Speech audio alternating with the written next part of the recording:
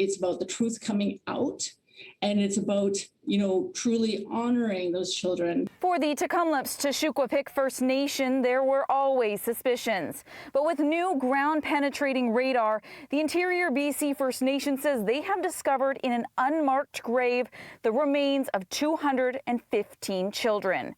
Students of the Kamloops Indian Residential School. The band's leader, Roseanne Casimir, says this could just be the start. We have not done all our grounds, and we do know that there is still more to be discovered.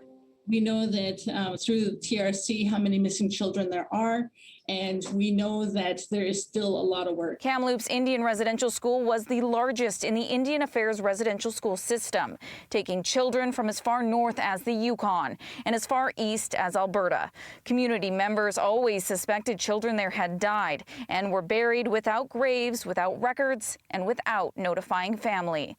Casimir says some of the remains came from children as young as 3 years old. We know that there's been generations of that information that was shared, but never anything that was ever concrete, and there was never anything that was documented. At a federal level, Crown Indigenous Relations Minister Carolyn Bennett says support will be there for First Nations hoping to do more of this kind of work. Communities coast to coast who want to undertake that work in their way, they will have the support of the federal government. As for next steps, Casimir is reaching out to First Nations communities whose children were sent to the Kamloops Indian Residential School and working to preserve the location of the remains.